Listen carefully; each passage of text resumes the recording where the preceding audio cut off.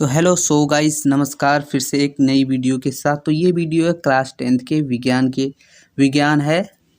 ठीक है, विज्ञान का हम लोग बताएंगे। इसमें जो एग्ज़ाम होगा आप लोग का फाइनल, उसमें टोटल 1.5 घंटा दिया जाता है और 40 मार्क्स का रहता है। ठीक है, ये आप लोग जानते ही हैं। चलिए साइंस का करेंगे, किसका? साइंस यानी विज्ञान। तो टोटल 40 क्वेश्चन है और अगर अच्छा लगे तो लाइक कर दीजिएगा और अपने दोस्तों के पास शेयर कर दीजिएगा। चलिए, पहला क्वेश्चन हम लोग का है कि दाढ़ी बनाने में किस प्रकार के दर्पण का उपयोग किया जाता है? तो दाढ़ी बनाने में जो है वो हम लोग का अवतल दर्पण का उपयोग किया जाता है। Option number C. इससे पहले भी वीडियो में हम लोग बताए थे, आप लोग देखिए, तब आप लोग ज़्यादा देखते रहिएगा और सब्सक्राइब कर लीजिएगा ताकि जैसे ही कोई वीडियो आए आपको सबसे पहले नोटिफिकेशन मिल सके।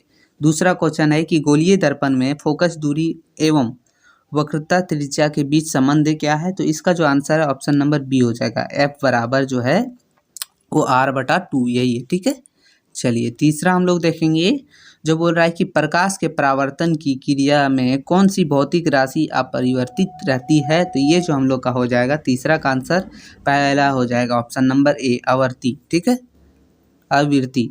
चलिए चौथा है, जिसमें बोल रहा है कि 1 मीटर फोकस दूरी वाले अवतल लेंस की क्षमता होगी, तो उसकी कितना होगी? तो ऑप्शन नंबर बी हो जाएगा 1D। ठीक है, 1 मीटर फोकस दूरी वाले उत्तल लेंस, अगर यहाँ अवतल रहता तो माइनस हो जाता। ठीक है, चलिए अगला है क्वेश्चन पाँचवा कि 4D क्षमता वाले अवतल लेंस की फोकस दूरी क्या होगी? तो इसका जो पाँचवा का जो आंसर है वो ऑप्शन नंबर बी हो जाएगा 25 सेंटीमीटर। क्या हो जाएगा? 25 सेंटीमीटर। चलिए क्वेश्चन नंबर छठा देखेंगे, जो बोल रहा है कि वाहन के अग्रदीपों में किस प्रकार के दर्पण का उपयोग किया जाता है? देखिए, अग्रदीपों मतलब हेडलाइट। कहीं कहीं आप लोग को हेडलाइट भी हो सकता है एग्जाम में दे दे, डायरेक्ट लिख दे हेडलाइट में, तो आप लोग घबराइएगा नहीं, अग्रदीप और हेडलाइट एक ही होता है।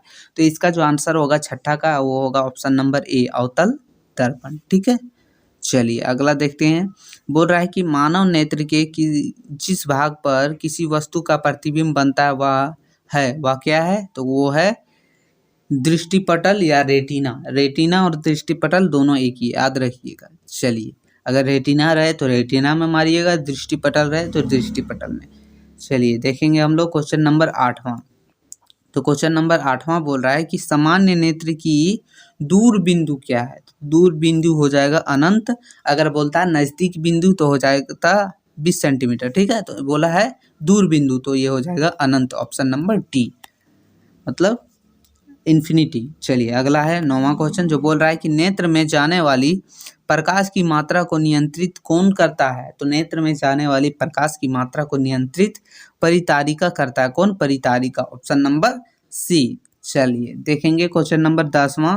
तो क्वेश्चन नंबर 10वां बोल रहा है कि मानव नेत्र में प्रतिबिंब की प्रकृति क्या होती है? तो मानव नेत्र में जो प्रतिबिंब की प्रकृति होती है वो उल्टा और वास्तविक होती है। कैसा? उल्टा और वास्तविक, ऑप्शन नंबर डी। चलिए अगला क्वेश्चन नंबर 11वां बोल रहा है 1 किलो वाट घंटा निम्न में किसकी इकाई है? ठीक है, तो इनमें से किसकी इकाई है? तो इसका जो आंसर हो जाएगा 11वां का वो हो जाएगा ऑप्शन नंबर बी, ऊर्जा की। ठीक है, ऊर्जा स्रोत की इकाई है। चलिए अगला है क्वेश्चन नंबर 12वां।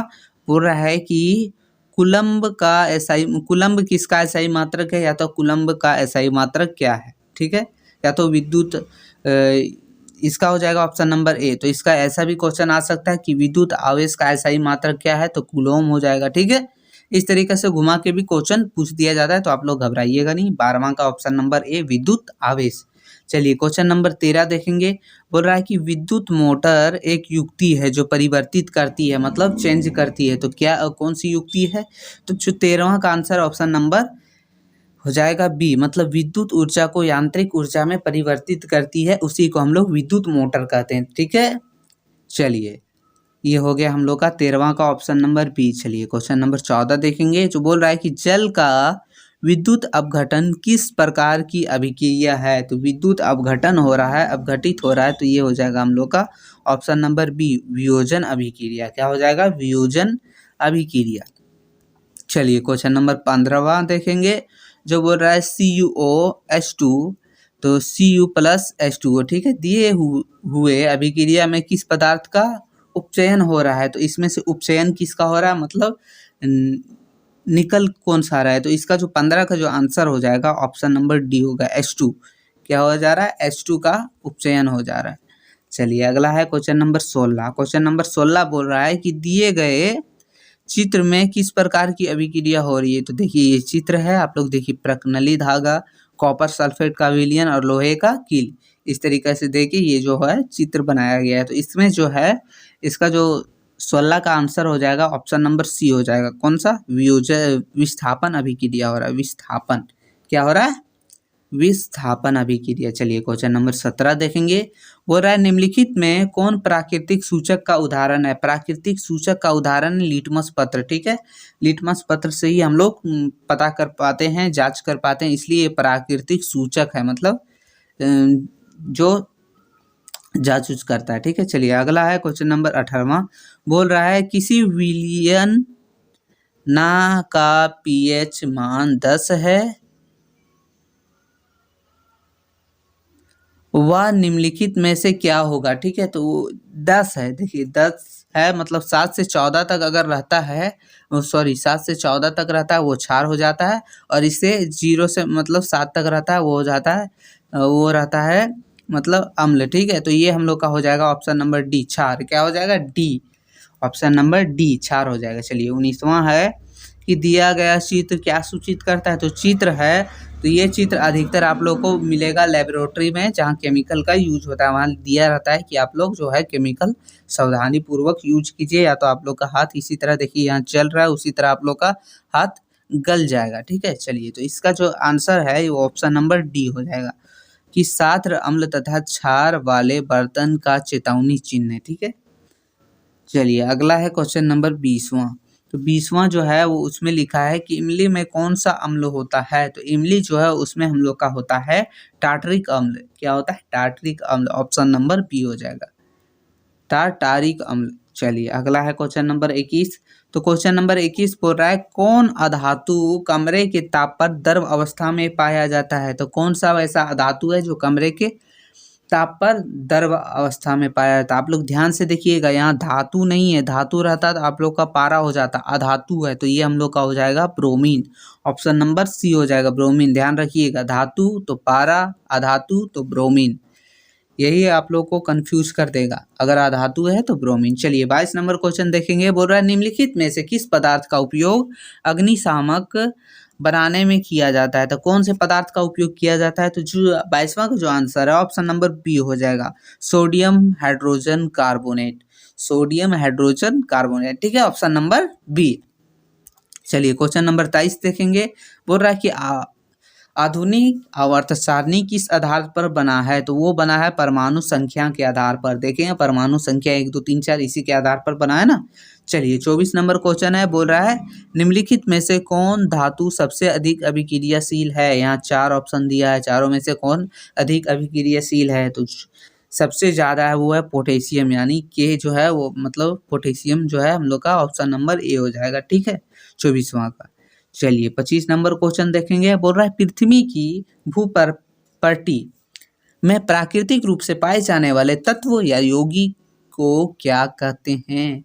तो उसे हम लोग कहते हैं खनिज। क्या कहते हैं, खनिज, ऑप्शन नंबर बी हो जाएगा। चलिए अगला है क्वेश्चन नंबर 26। क्वेश्चन नंबर 26 है कि प्रोपोनेल में कौन अभिक्रियाशील समूह मौजूद हैं। तो 26 का आंसर ऑप्शन नंबर ए हो जाएगा, अल्कोहल। क्या हो जाएगा, अल्कोहल। चलिए क्वेश्चन 27 देखेंगे हम लोग। तो क्वेश्चन नंबर 27 बोल रहा है कि प्रकाश संश्लेषण प्रक्रिया में निम्नलिखित में से क्या नहीं होता है। तो देखिए इसमें जो है 27वां का जो आंसर ऑप्शन नंबर सी हो जाएगा। कैसे, देखिए जल का टूटना तो होता ही होता है, ऑक्सीजन का मुक्त होता ही होता है, हाइड्रोजन कार्बन का उपयोग होता है, हाइड्रोजन और डाइऑक्साइड का उपयोग होता ही है, लेकिन ये मुक्त नहीं होता है, क्योंकि यहाँ बोल रहा है प्रकाश संश्लेषण में ये मुक्त नहीं होता है। तो ऑप्शन नंबर सी इसका बिल्कुल सही है, ठीक है। चलिए क्वेश्चन नंबर 28वां बोल रहा है फ्लोएम से खाद्य पदार्थ में परिवहन पौधे की किस दिशा में होती है? तो इसका कोई लिमिट नहीं होता है, ठीक है? कि लिमिट मतलब ऊपर से नीचे भी होता है, नीचे से ऊपर से होता है, दाएँ से बाएँ, बाएँ से दाएँ, मतलब चारों तरफ होता है, ठीक है? इसका आंसर इसलिए हो जाएगा ऑप्शन नंबर डी, इनमें से सभी। देखिए केवल ऊपर से नीचे ऐसे-वैसे नहीं होता है, मतलब सब होता है, ठीक है? चलिए अगला है क्वेश्चन नंबर 29। क्वेश्चन नंबर 29 बोल रहा है कि विक्र की रचनात्मक एवं क्रियात्मक इकाई को क्या कहते हैं? तो इसका ऑप्शन नंबर सी हो जाएगा, इजी है। क्या हो जाएगा? ऑप्शन नंबर बी हो जाएगा, विक्र कहते हैं। इसका जो ये है इस तरह लिखा रहेगा, ऑप्शन नंबर बी है इसका, विक्र। ऑप्शन नंबर बी एक का ऑफर दिया गया है, कोई दिक्कत नहीं है, आप लोग समझ जाइएगा। चलिए क्वेश्चन नंबर 30वां है, बोल रहा है फल को पकाने के लिए कौन सा हार्मोन उत्तरदायित्व है? मतलब कौन सा हार्मोन की आवश्यकता होती है, जरूरी है? तो ये जो 30वां का आंसर है ऑप्शन नंबर सी, एथिलीन। क्या है? एथिलीन। चलिए अगला है क्वेश्चन नंबर 31, बोल रहा है एस्ट्रोजन स्रावित होता है। एस्ट्रोजन जो है हार्मोन वो कहाँ स्रावित होता है? तो अंडाशय द्वारा। कहाँ, किसके द्वारा? अंडाशय द्वारा। ऑप्शन नंबर ए हो जाएगा। चलिए क्वेश्चन नंबर 32 देखेंगे। बोल रहा है कि नर युग्मक और मादा युग्मक के संगलन को क्या कहते हैं? तो उसे हम लोग कहते हैं, ऑप्शन नंबर बी हो जाएगा, निषेचन। क्या कहते हैं? निषेचन। चलिए क्वेश्चन नंबर 33 देखेंगे। बोल रहा है कि दिए गए चित्र में कौन सा जनन हो रहा है? ठीक है, तो आप लोग ये देखिए, ये जनन आप लोग खुद ही देख सकते हैं। ये चित्र किसका है? तो देखिए यहाँ मुकुलन है ना? तो यहाँ मुकुलन हो जाएगा। क्या हो जाएगा? मुकुलन, ऑप्शन नंबर ए। ठीक है, 33 का। चलिए क्वेश्चन नंबर 34 देखेंगे। तो क्वेश्चन नंबर 34 बोल रहा है पची और चमगादड़ के पंख हैं, तो समजात है, असमजात है, अवशेषी है, जीवाश्म है? तो इस जो 34 का आंसर है ऑप्शन नंबर डी है, असमजात है।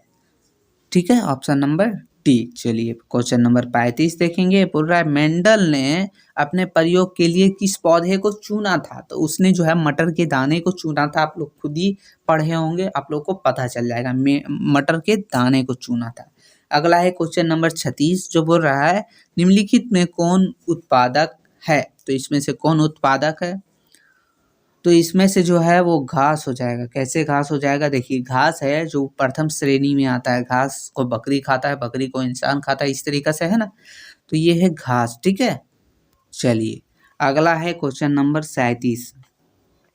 क्वेश्चन नंबर 37 बोला है किसी आहार श्रृंखला में शाकाहारी का निर्माण होता है, किस आहार श्रृंखला में? तो ये हो जाएगा सौपेशी स्तर में। सौपेशी स्तर में जो है वो शाकाहारी का निर्माण होता है।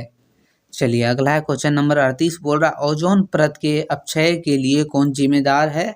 तो ये हम जिम्मेदार है, ऑप्शन नंबर इसका 38 का हो जाएगा, ऑप्शन नंबर बी। ठीक है, ऑप्शन नंबर बी हो जाएगा। चलिए क्वेश्चन नंबर 39 देखेंगे। बोल रहा है निम्नलिखित में से कौन जैव मात्रा ऊर्जा का स्रोत नहीं है? तो इसमें ऑप्शन दिया है, तो 39 का जो हम लोग का आंसर हो जाएगा ऑप्शन नंबर सी, नाभिकीय ऊर्जा। ये जो है वो जैव मात्रा का स्रोत का उदाहरण नहीं है। ठीक है, चलिए क्वेश्चन नंबर 40 देखेंगे। ये हम लोग का लास्ट क्वेश्चन है। तो बोल रहा है कि पवन ऊर्जा उत्पादन के लिए पवन की चाल न्यूनतम कितनी होनी चाहिए? तो इसका जो है ऑप्शन नंबर 1 हो जाएगा, 15 किलोमीटर घंटा। ठीक है, तो यही हम लोग का टोटल 40 क्वेश्चन था। अगर आप लोग को अच्छा लगा हो तो चैनल को लाइक कर दीजिएगा और सब्सक्राइब कर लीजिएगा। चलिए फिर मिलेंगे आगे की वीडियो में, तब तक के लिए धन्यवाद।